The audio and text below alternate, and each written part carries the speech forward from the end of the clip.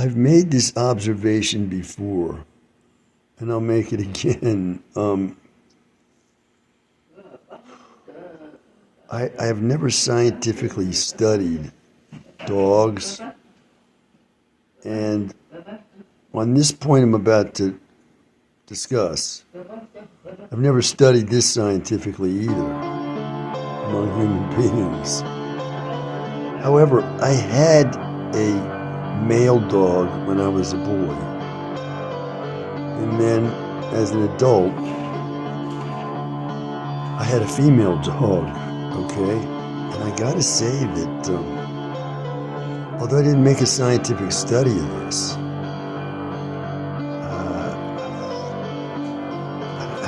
I don't see a hell of a lot of difference between that male and that female dog.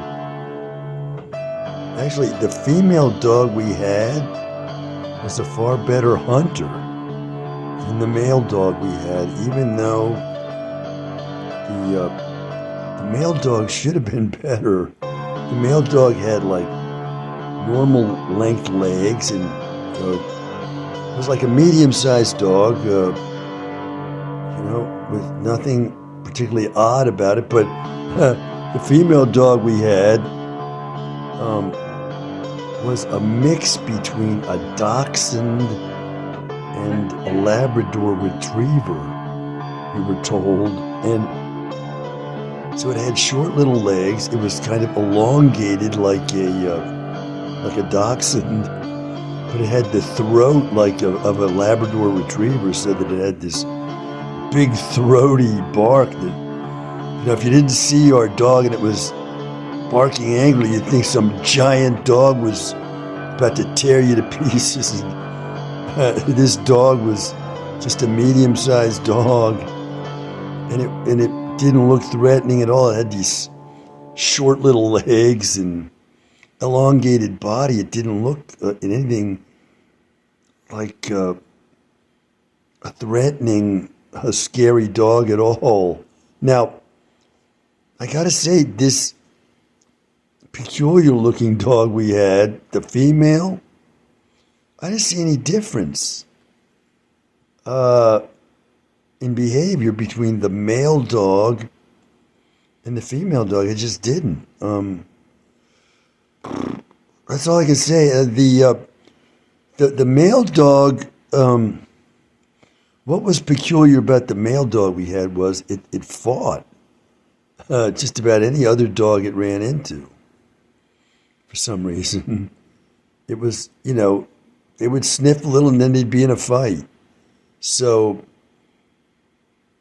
that male dog was a fighting dog. It never bit a human being ever, or snapped at a human being. It just didn't.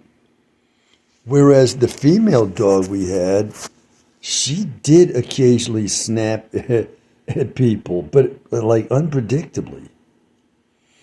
And on the whole, she was a completely trustworthy dog. She was not harmful to human beings in any way, not threatening. Occasionally, though, when our son and his friends were playing around that dog, if they did the wrong thing, the dog might snap at them, and it did occasionally. Very rarely, but it did. Now, especially when younger. So, I just got to notice this. It did occur to me while I had the dog. I was saying, I don't see a hell of a lot of difference between a male and a female dog. Now, I notice, of course, on this point, how women are increasingly getting into sports, for example, that only men used to participate in, including boxing. Women are now boxing like men. There's even that movie, $1 Million Baby, about a woman boxer, and they're boxing like men. Anything different? I don't see any difference. Women wrestling. In fact, I think now I'm thinking there was a wrestling match of some kind in Asia somewhere, either Japan or one of those Asian countries where a woman wrestler went up against a male wrestler for real in a match, and I think the woman might have won. It was a rough and tumble wrestling match, and wrestling is a very well. It rises almost to the violence of boxing. It can, it's a very how do I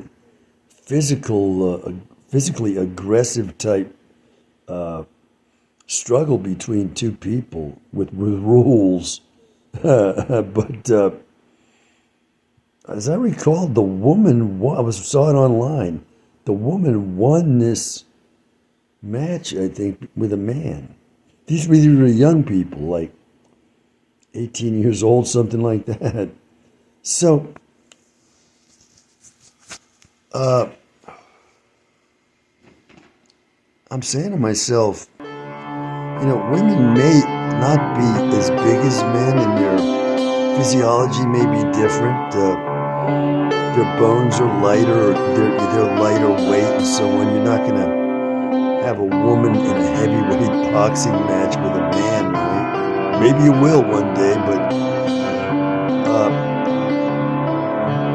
when you control for weight, this kind of thing, as is done among men, men boxers box men of similar weight, and so if you get a woman, let's say middleweight category, to go up against a male boxer middleweight, right now I'm thinking to myself, well, the woman wouldn't have a chance, but that may not be true. It may not be true. So, I haven't studied this. I haven't, but I did notice when I had this dog how I did not see the difference between a male and a female dog in behavior. Now, I'm not talking about sexual behavior, mating between males and females, no. I'm talking about just the everyday type behavior of male and female dogs. And this female dog we had was an incredible hunter. Whereas the male dog we had that was like a fighter against other males, it fought other male dogs, not females. It would fight other male dogs. I don't sound like I'm ragging on that dog that I loved quite a lot when I was a boy. Oh, I loved that dog thoroughly. But, I just noticed it was nothing like the hunter that this odd-shaped dog we had later was. The odd-shaped dog was an incredible hunter. She even caught squirrels, which, my God, are almost impossible to catch, right? She would catch them. I'd have to save them. I was saving animals all the time from her. You wouldn't think she'd be able to do this with those squat legs of hers and everything, but she did. So, I noticed, once again, I've repeated myself 5 or 6 times by now, that there didn't seem to be any difference. So, I'm saying to myself, well, let me just expatiate a little further. My wife is the best woman athlete I have ever encountered. She's equal to a man. She could hold her own with men in athletics. She could. She's that good. There's no difference. She can throw a ball, catch, run, play soccer, all these things. Tennis, all the sports, just like a man. And she's a feminine, very attractive woman. In this way, she's different because I've seen other women who are good in athletics and they haven't looked feminine and attractive like my wife. My wife is a feminine, attractive woman, and yet she's as good as a man in athletics. She is.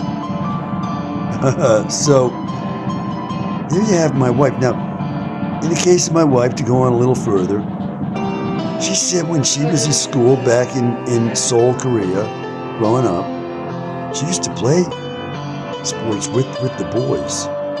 And my wife is not like a tomboy. There's nothing tomboyish about her. She's totally feminine. You wouldn't, this is what I'm saying, you would not expect this, just like our odd-shaped dog. You wouldn't have, a female dog, you wouldn't have expected that she was the hunter that she was. You wouldn't have expected that, and yet she was this outstanding hunter. I was saving animal after animal from her until finally, toward the end there of her life, we were getting so harassed and bothered and everything in our private space that I said, okay, go ahead and kill that animal, and I stopped interfering. She killed like a groundhog or two, and normally I would have saved those animals. I saved the groundhog from her killing that groundhog and saved other animals, but anyway, there's that. So I don't know what to say about this except that I just noticed all that. That's all.